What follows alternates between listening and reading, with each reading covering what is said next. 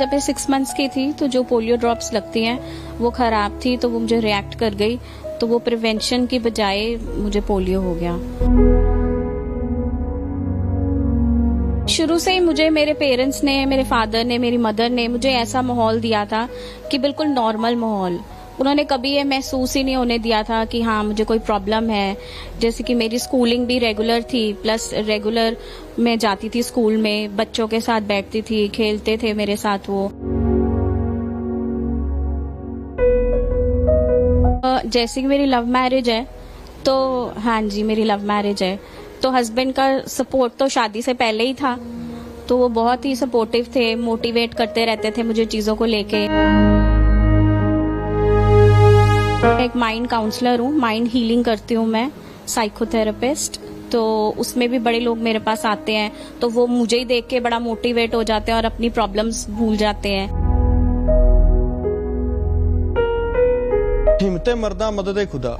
ਅੱਜ ਅਸੀਂ ਤੁਹਾਨੂੰ ਇੱਕ ਐਸੀ ਭੈਣ ਨਾਲ ਮਿਲਾਉਣ ਜਾ ਰਹੇ ਹਾਂ ਜਿਸ ਨੂੰ ਰੱਬ ਵੱਲੋਂ ਤਾਂ ਜ਼ਰੂਰ ਸਰੀਰਕ ਪੱਖੋਂ ਮਾਰ ਪਈ ਆ, ਪਰ ਹੌਸਲੇ ਦੇਖ ਕੇ ਤੁਸੀਂ ਵੀ ਕਹੋਗੇ ਕਿ ਇੰਨੇ ਹੌਸਲੇ ਬੁਲੰਦ, ਕਿਉਂਕਿ ਅੱਜ ਦੇ ਸਮੇਂ ਦੇ ਵਿੱਚ ਖਾਸ ਤੌਰ ਦੇ ਉੱਤੇ ਜਿਹੜੀਆਂ ਮਹਿਲਾਵਾਂ ਨੇ, ਲੇਡੀਜ਼ ਨੇ, ਉਹਨਾਂ ਨੂੰ ਕਿਤੇ ਨਾ ਕਿਤੇ ਅੱਗੇ ਵਧਣ ਨੂੰ ਜਿਹੜਾ ਪਰਿਵਾਰ ਕਾਫੀ ਵਾਰ ਰੋਕਦਾ ਹੈ। ਲੋਕ ਕਹਿੰਦੇ ਨੇ ਕਿ ਜੋ ਔਰਤ ਹੈ ਬੰਦੇ ਦੇ ਜੋ ਨਾਲ ਬਿਲਕੁਲ ਨਹੀਂ ਖੜ ਸਕਦੀ, ਬਿਲਕੁਲ ਵੀ ਉਹੋ ਜਿਹਾ ਕੰਮ ਨਹੀਂ ਕਰ ਸਕਦੀ ਜੋ ਬੰਦੇ ਕਰਦੇ ਨੇ। ਪਰ ਕਿਤੇ ਨਾ ਕਿਤੇ ਇਸ ਭੈਣ ਦਾ ਹੌਸਲਾ ਇੰਨਾ ਕੁ ਜ਼ਿਆਦਾ ਬੁਲੰਦ ਆ। ਤਾਂ ਅੱਜ ਅਸੀਂ ਮੌਜੂਦ ਹੈਗੇ ਆ ਸਾਕਸ਼ੀ ਜੀ ਦੇ ਨਾਲ। ਤਾਂ ਸਾਕਸ਼ੀ ਜੀ ਸਾਡੇ ਨਾਲ ਮੌਜੂਦ ਹੈਗੇ ਨੇ। ਸਰੀਰਕ ਪੱਖੋਂ ਜ਼ਰੂਰ ਰੱਬ ਵੱਲੋਂ ਮਾਰ ਪਈ ਆ ਪੋਲੀਓ ਦੀ ਡ੍ਰੌਪਸ ਨੂੰ ਲੈ ਕੇ, ਪਰ पूरा मामला की ਅਸੀਂ ਉਹ ਵੀ ਜਾਣ ਲੈਣੇ ਆ।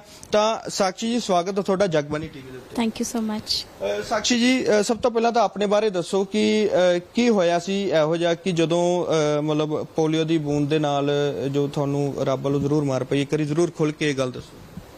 जब मैं 6 मंथ्स की थी तो जो पोलियो ड्रॉप्स लगती हैं वो ख़राब थी, तो वो मुझे रिएक्ट कर गई, तो वो प्रिवेंशन की बजाय मुझे पोलियो हो गया।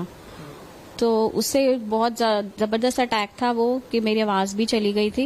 बट मेरा इतना इलाज मेरे पेरेंट्स ने करवाया, जहाँ पे भी कोई बताता था तो वो मुझे लेके जाते थे, तो ग्रेजुअली वो सब थोड़ा सा ठीक हो गया, मेरी आवाज़ भी वापस आ गई, प्लस अब मैं आपके सामने हूँ।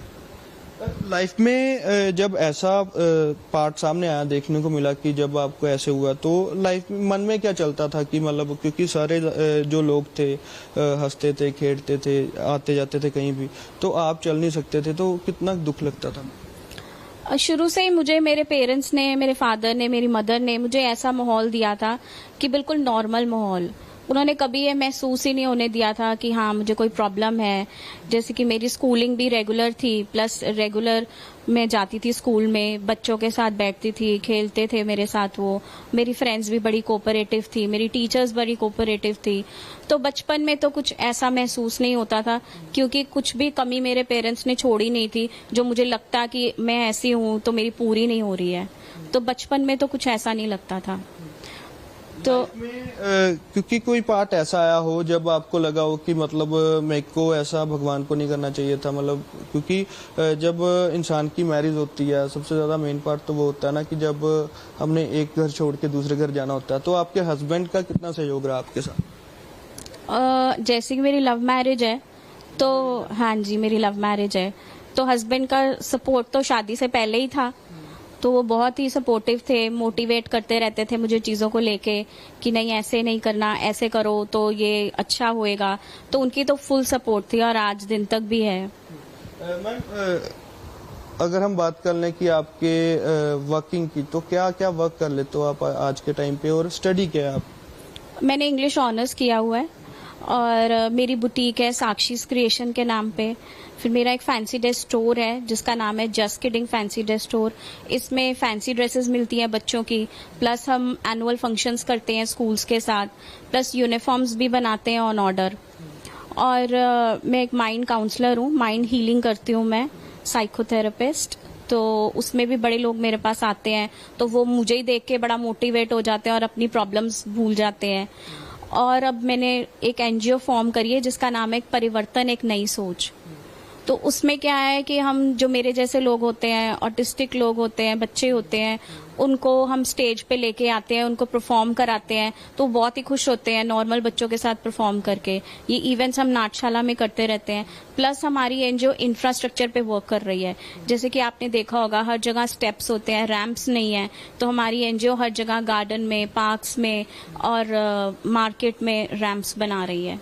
मैम, इसके साथ कुछ लोग ऐसे भी हैं जो अगर जिंदगी में, लाइफ में कभी ऐसा पार्ट आता है उनकी लाइफ में, तो लड़कियों को खास वजह से आगे नहीं बढ़ने देते, बोलते हैं कि लड़कियां वो काम नहीं कर सकती जो लड़के कर सकते हैं। उनको क्या कहना चाहते हो? देखो, मैं तो पहले उनकी फैमिलीज को बोलूंगी कि डिस्क्रिमिनेशन का टाइम नहीं है आजकल। जैसा एक लड़का है वैसे लड़की है। जो काम लड़का कर सकता है उससे बेहतर काम वो लड़की कर सकती है। तो पहले तो उनकी फैमिलीज को एजुकेट होना चाहिए और लड़कियों को भी ये अपना फैसला खुद लेना चाहिए कि उनको क्या करना है फ्यूचर में। प्लस आज मुझे लगता है कि मुझे देख के लोगों को वैसे ही मोटिवेट होना चाहिए कि जो लोग घरों में बैठे हैं, अपने नशे कर रहे हैं, जो कोई काम नहीं करते, अपनी फैमिलीज पे डिपेंडेंट है, असली डिसेबल्ड लोग तो वो है मेरी नजर में।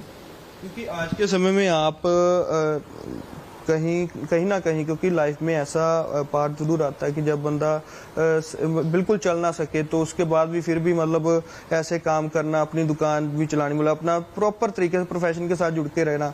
तो हस्बैंड की कितनी सपोर्ट है आप? हस्बैंड तो मेरे बहुत सपोर्टिव हैं। आज उनकी सपोर्ट से ही मैं यहाँ पे हूँ। शुरू दिन से जब मैं पैदा हुई, पहले मुझे मेरे पेरेंट्स की सपोर्ट थी, मेरी फैमिली की, मेरे ब्रदर की, उसकी भी बहुत सपोर्ट रही है। क्योंकि बचपन में जब मेरा ट्रीटमेंट रहता था तो वो निग्लेक्ट होता था, तो उसके कारण, निग्लेक्शन के कारण उसको मेरे पेरेंट्स ने, उसकी पढ़ाई खराब होती थी तो उसको हॉस्टल में डाला। तो उसने इस चीज को नेगेटिवली नहीं लिया। नहीं तो बच्चे छोटे होते हैं तो नेगेटिवली ले लेते हैं कि इसकी वजह से मुझे जाना पड़ा या कुछ, लेकिन वो भी बहुत सपोर्टिव रहा मेरे साथ।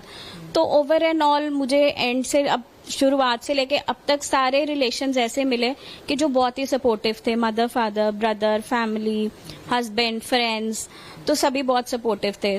तो अगर मैं आज उन सब चीजों को देखती हूँ और एक तरफ अपनी डिसेबिलिटी को देखती हूँ तो मुझे वो उन सब के सामने कोई मायने नहीं रखती है।